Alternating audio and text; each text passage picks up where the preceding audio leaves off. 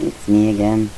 Anyway, today was a good day. I slept yesterday and ate macaroni and cheese, and today I slept again and ate a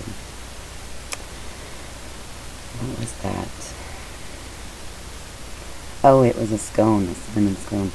They're so yummy, but I have to keep reminding myself that I'm not able to eat these foods anymore because they make me feel like I'm about to sprout a cactus out my body, and I didn't realize that I could feel so much better without eating wheat.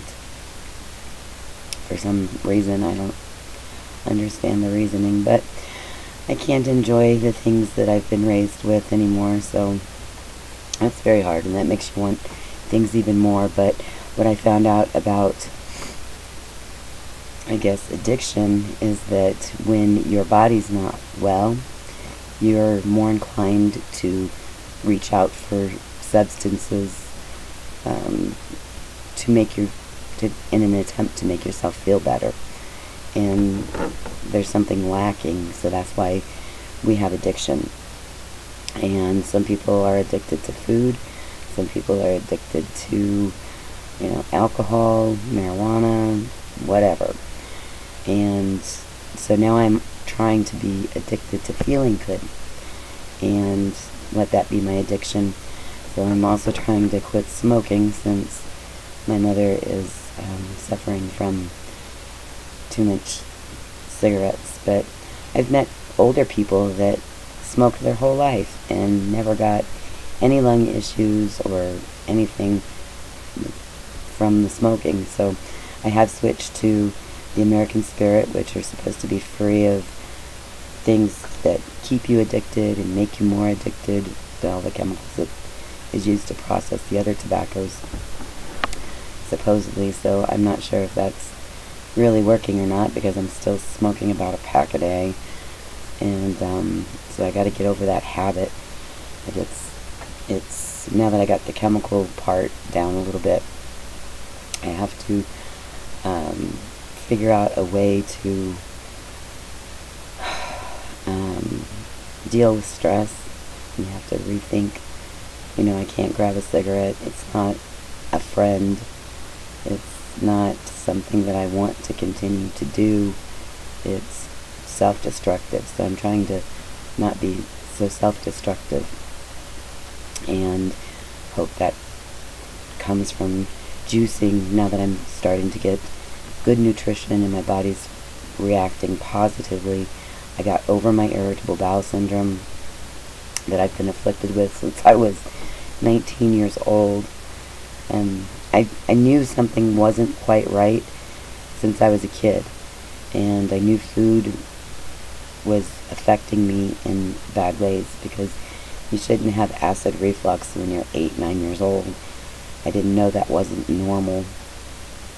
Well, actually, I did know it wasn't normal, because none of my friends had those, and none of the people that I met at school had those kinds of issues. So it would have been nice, for me to be able to go to a doctor and have them do an allergy test on me for different foods, but I didn't have the luxury of being cared for properly.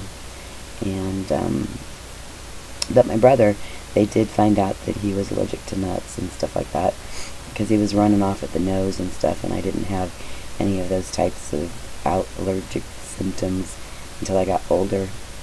And so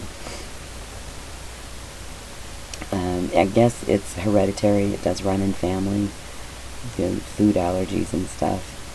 But again, I'm not sure if I'm allergic to the actual wheat or the pesticides used to treat the weevil eggs that are present in all wheat products. It's just how the U.S.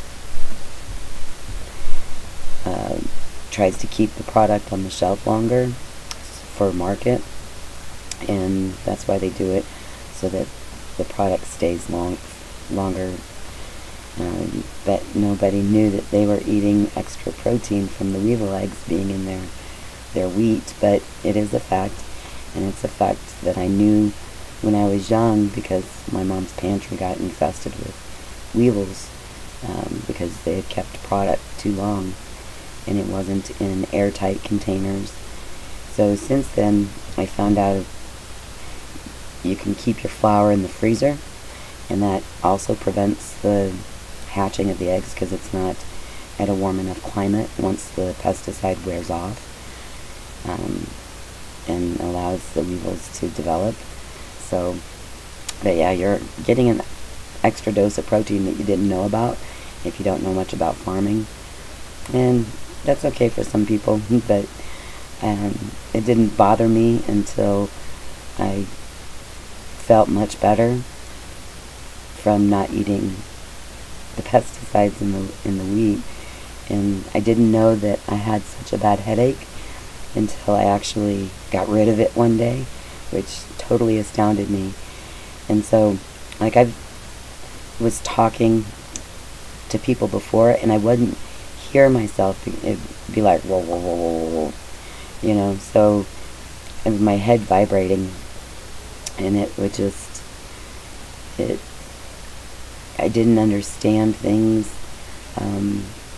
I haven't ever been able to memorize, like, multiplication tables, and I, you know, just thought it was me, and apparently it could have something to do with the swelling in the brain. So when you're having a reaction to food, your immune system goes to all parts of your body, because your blood, once you digest it, it goes into your bloodstream, and your bloodstream carries it to all parts of your body. And your immune system goes and finds things that it doesn't like in the body, and it causes inflammation as its first line of defense.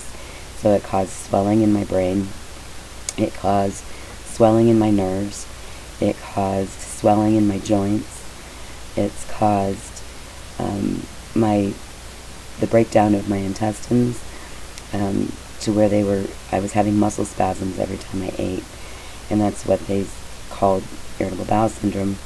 I didn't know that you weren't supposed to have,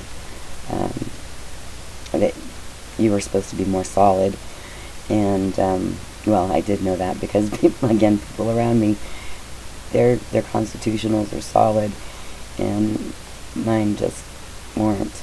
And so all of these symptoms manifested over time, but by 19 I had eczema. Dry flaky skin is also another reaction to an allergic reaction to the food that I was eating. So my dry skin has cleared up. Doctors told me just to take fish oil tablets to try to combat the dryness of my skin, and drink lots of water. And so they never once said, you know, hey, let's check you for a food allergy. They never once said that. So they were saying, I'm imagining things. It's all in my head. I'm making things up. I'm perfectly fine. They can't find anything wrong with me. But I knew something wasn't right. You shouldn't feel like you've got the flu for your entire life. That's not normal. And it's, you know, the answer that I was searching for my entire life. And luckily, I'm almost 50 years old, and I just found it. So kudos to Dr. Natasha, whatever, out of the UK for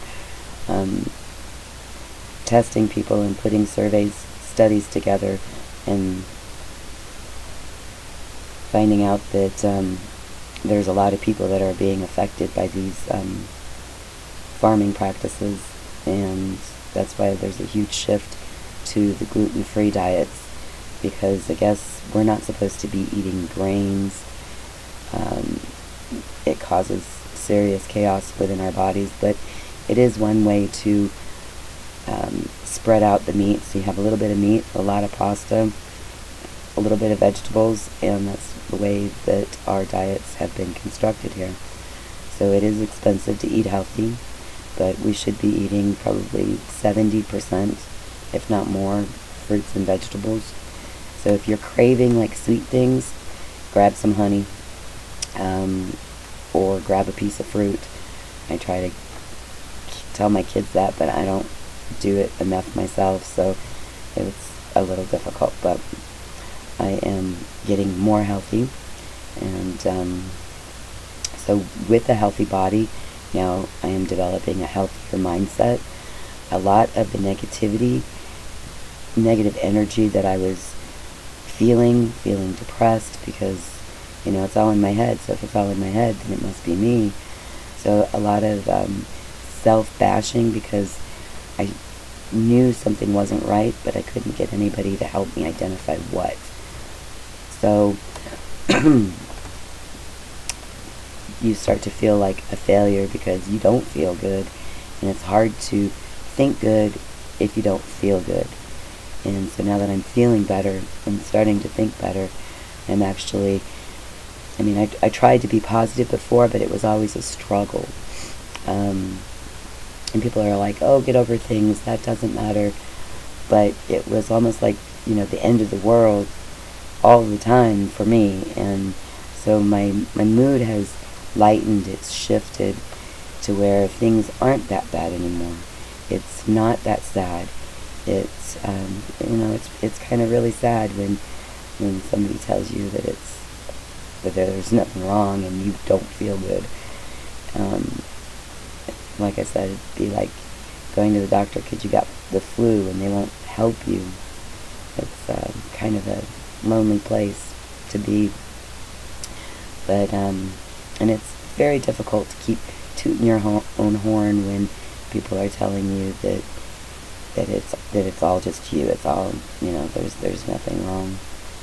But I try to stay as upbeat as I can with all of the people saying that, you know, this doesn't matter or that doesn't matter, and I don't know how it couldn't matter, because I should matter, and I just haven't mattered to the right people, I guess. So, I guess we get out of life what we deserve, so it's hard to imagine that, you know, I deserved to get a brain injury when I was 9. It's hard to imagine that that's what I deserved, but I guess that's what I got, so I guess that's what I deserved. And so I was just chosen to go through this life being confused and having my brains rattled a lot by various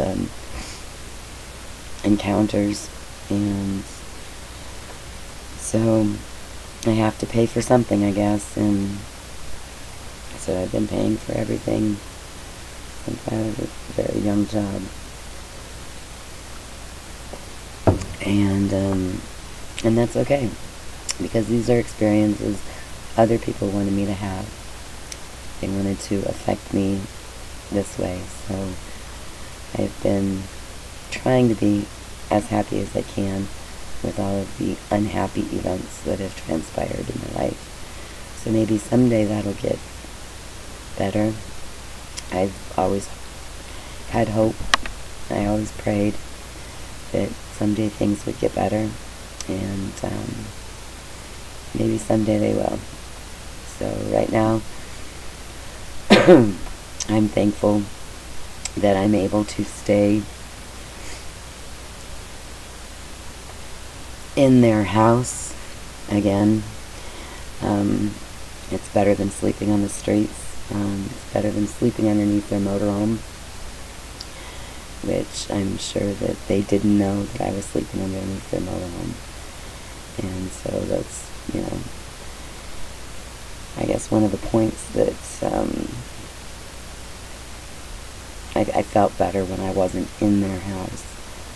The flashbacks are incredibly difficult to deal with, but I'm trying to be strong and trying to stay upbeat, and just know that I have to go through this, I guess, for a reason. I don't know. I can't understand the reason, but it is what it is. And I was just thinking that, you know, the first time a guy told me that he loved me, he blackened both of my eyes. The next time a guy told me that he loved me, he put a needle in my arm. The next time a guy told me he loved me, he blackened my eyes. The next time a guy told me he loved me, he hurt my children. The next time a guy told me that he loved me, he headbutted me in the face. And if that's love, I don't want anything to do with it. Because my idea of love is a positive thing. It's kind, it's nurturing, it's gentle. It's not, all this violence that people bring to me. Anyway, so enough rambling. I do feel somewhat better. I'm getting better every day. So, hope you enjoy this video. Please subscribe to my channel. I don't have a lot of facts to go off of yet, but I'm just starting out, so I need all the views that I can get. Thanks. Bye.